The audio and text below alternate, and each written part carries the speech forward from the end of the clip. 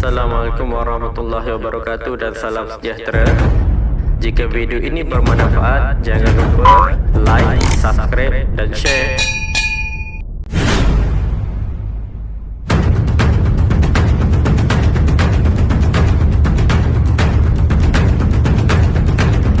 Baiklah, kali ini kita akan menerangkan tentang satu tips lah bagaimana untuk kita mengambil satu nota ataupun idea supaya dia tidak hilang daripada kita punya rekod lah. Idea ini ataupun tips ni saya banyak ambil daripada mentor saya, iaitu Cikgu Nizam Saha.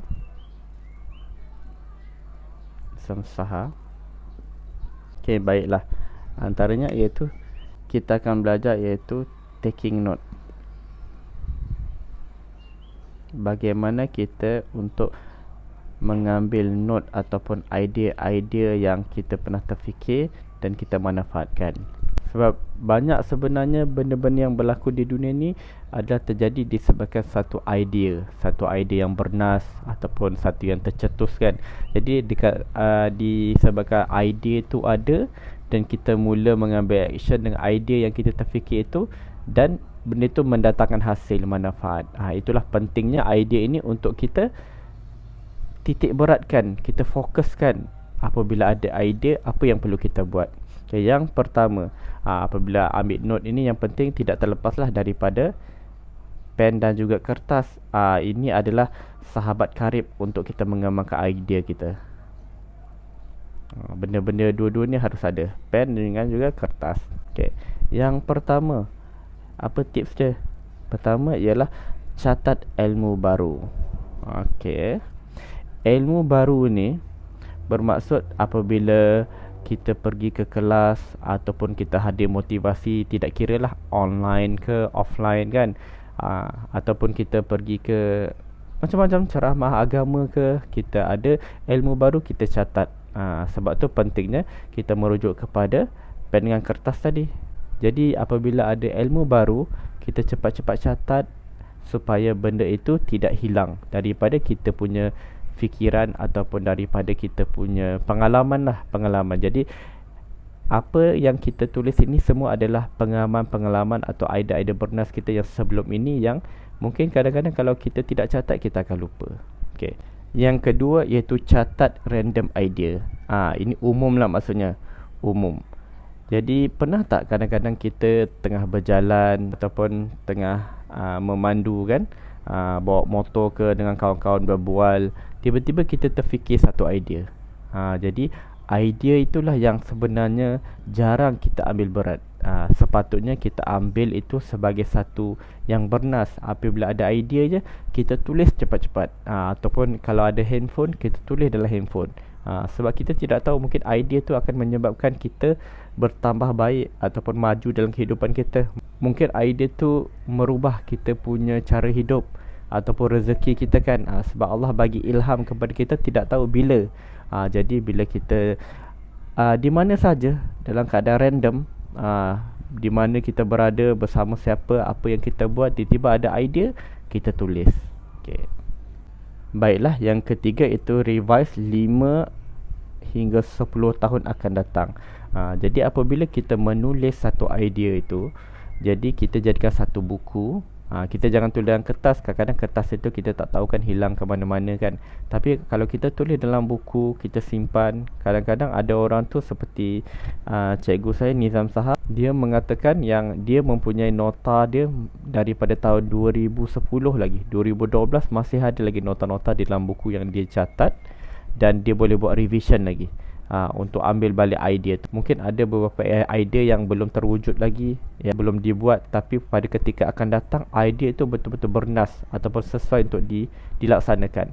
Jadi pentingnya lah untuk kita buat revise 5 hingga 10 tahun. Jadi idea-idea yang kita telah bukukan itu kita jadikan jilid, kalau banyak, jilid 1, jilid 2, berapa tahun kan, supaya akan datang bukan kita saja, mungkin keturunan kita, anak cucu kita nak tengok, untuk fikirkan idea-idea tu boleh juga, tidak mustahil begitu.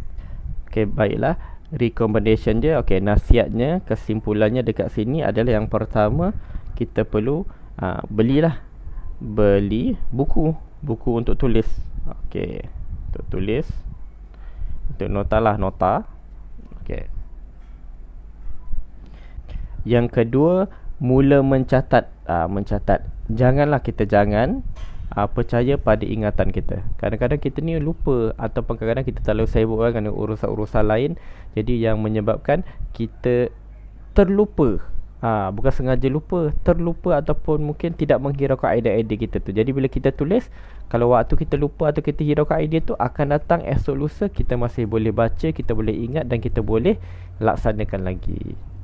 Yang ketiga iaitu terus catat. Kita dapat je satu idea, kita terus catat. Kita tulis. Nombor 1, nombor 2 kita terus catat.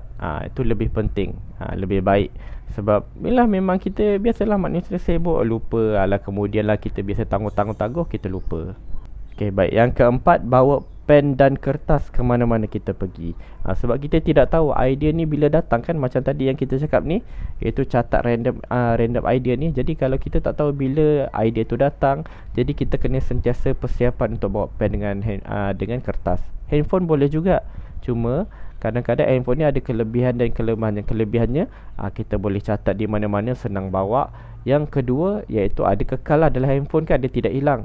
Tapi kadang-kadang idea kita terlalu banyak, lebih senang kita menulis sebab lebih cepat. Kalau kita menaip tu, kadang-kadang dia mungkin agak slow dan idea tu dia susah nak berkembang, ataupun dia tak begitu cantik lah untuk ketika mencatat tu.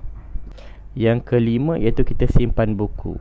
Mungkin kita boleh jadi perpustakaan ataupun library untuk kita simpan kita punya semua catatan kita. Jadi apabila kita nak tengok esok lusa keturunan kita atau anak cucu kita nak tengok, boleh lihat dengan kemas, dengan teratur. Dan seterusnya iaitu yang keenam lah, saya tulis sini tak muat. Yang keenam, sentiasa buat rujukan. Kita apabila kita dah tulis, kita lihatlah, kita buat. Apabila dah ada library, kita jadikan buku, kita sentiasa rujuk. Biar bila idea itu bila-bila dia sentiasa berkembang. Dia akan berkembang sebab kita sentiasa untuk merujuk idea-idea yang lama. Mungkin kita ada catatan kan daripada kita hadir kelas ilmu kita, daripada random idea kita. Jadi bila dah bertahun-tahun kita punya tu, kita sentiasa rujuk balik, buat rujukan, dia mula berkembang.